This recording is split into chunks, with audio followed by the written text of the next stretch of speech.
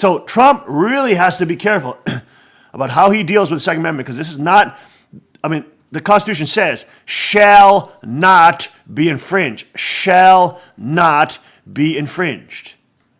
Not maybe be infringed, not once in a while shall not be infringed. The right of the people to keep and bear arms, not for sporting, not for hunting, shall not be infringed. And that's why it's important for a citizenry to have guns, in the words of Colonel Peters, that tear people up, because it is that fear of mutual destruction that keeps tyrannical governments at bay, just like it does in foreign diplomacy and foreign policy.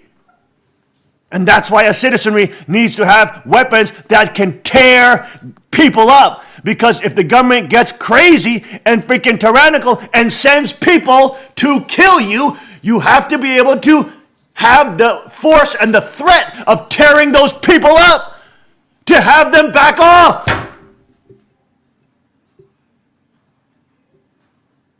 This is common sense in diplomacy. It's common sense in foreign policy. But, of course, they don't want you to understand that this is always about a negotiation of the use of force.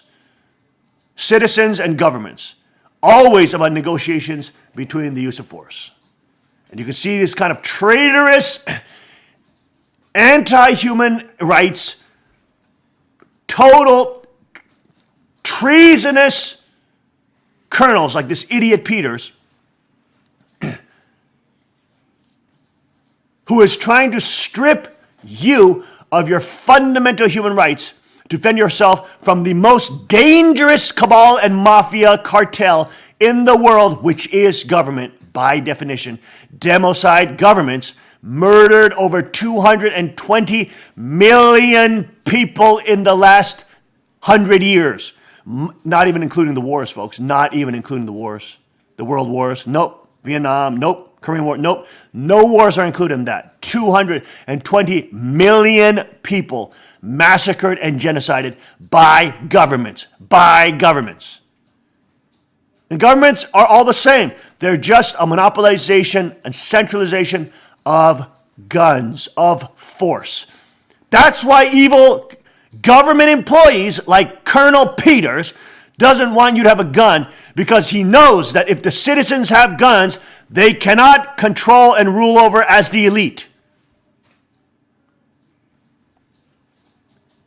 They know there is mutual guaranteed destruction and that the citizenry will win because we highly outnumber the government troops and government employees. Not only that, we also know the land, the topography of the places we live at better than anybody else. Not only that, most gun owners also know how to hunt and skin a buck and kill.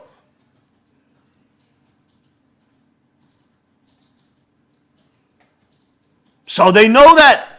They know that in the end, to get communism, socialism to be implemented in America and have us be submitted to the whims of George Soros and the Bilderberg banking cartel elites, allied with China and radical Islam and the Vatican,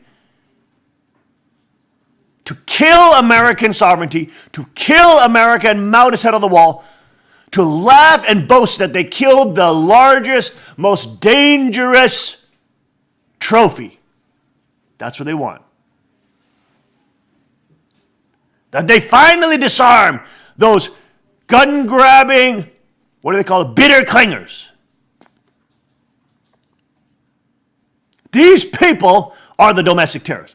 These people are the ones who want to disarm grandpa and grandma. These people are the ones who don't want you to be able to defend your family and your civilization and your town and neighborhoods and your nation from tyrants like them. Wow. The fact that Obama was promoting these kind of communist military personnel into his leadership that are supporting banning semi-automatic Guns? That means banning everything. Almost every modern pistol is a semi-automatic pistol. Wow. Wow, wow, wow. Phew. Man, that's how dangerous this type of traitorous military personnel was becoming under Obama. Because he was purging the military of actual patriots who want the citizenry and who believe in the founding fathers and believe in the equalization of force by the citizenry shall not be infringed. Wow.